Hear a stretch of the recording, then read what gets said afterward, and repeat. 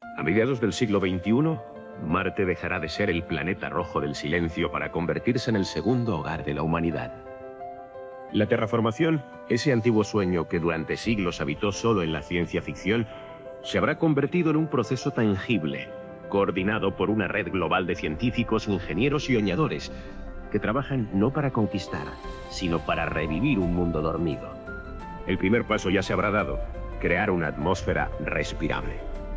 Los primeros colonos del siglo XXI desplegarán redes de fábricas orbitales capaces de liberar gases de efecto invernadero controlados sobre el planeta.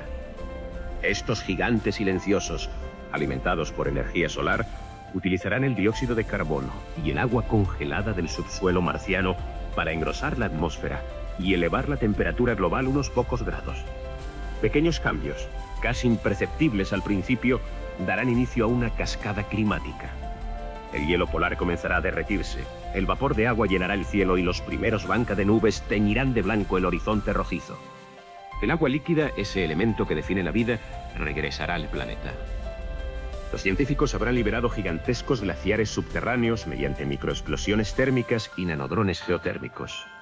Ríos primitivos recorrerán los antiguos valles y lagos de un azul tenue comenzarán a formarse en las cuencas más bajas. Donde antes solo había polvo y roca, surgirán oasis controlados bajo cúpulas translúcidas. En ellos, los colonos cultivarán las primeras plantas adaptadas genéticamente a la radiación marciana, musgos bioluminiscentes, líquenes resistentes al frío y árboles híbridos capaces de producir oxígeno en condiciones extremas. La biodiversidad marciana será diseñada, no descubierta. En laboratorios orbitando el planeta, los bioingenieros crearán ecosistemas sintéticos, adaptados paso a paso a la nueva atmósfera. Insectos robóticos polinizadores, bacterias fotosintéticas y microalgas terraformadoras trabajarán juntos para estabilizar el aire y enriquecer el suelo. Cada especie será parte de un equilibrio cuidadosamente orquestado.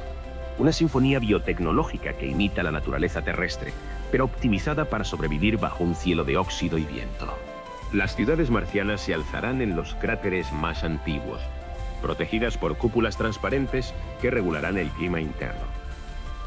Con el tiempo, a medida que la atmósfera se espese, esas cúpulas se abrirán, dejando que el aire marciano entre poco a poco.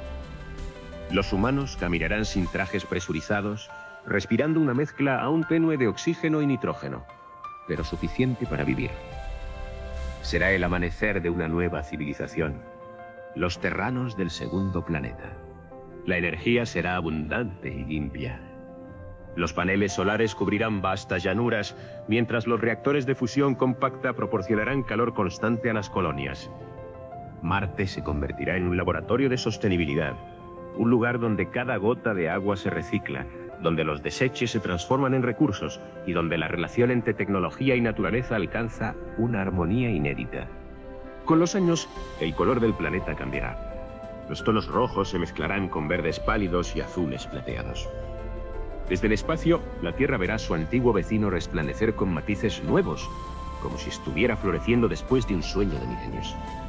Marte ya no será un desierto, sino un símbolo del ingenio humano, del poder de la colaboración y del respeto hacia el cosmos. Los colonos del futuro no se considerarán conquistadores, sino jardineros de un mundo en transformación. Hablarán con orgullo de los años del despertar, cuando el cielo marciano se llenó por primera vez de nubes y lluvia. Los niños nacidos bajo ese cielo conocerán historias sobre cómo sus antepasados trajeron la vida a un planeta muerto, no por ambición, sino por esperanza. Y cuando, dentro de siglos, los vientos de Marte soplen entre bosques jóvenes y mares recién nacidos, la humanidad recordará que el mayor logro no fue llegar hasta allí, sino aprender a cuidar, crear y renacer junto con un nuevo mundo.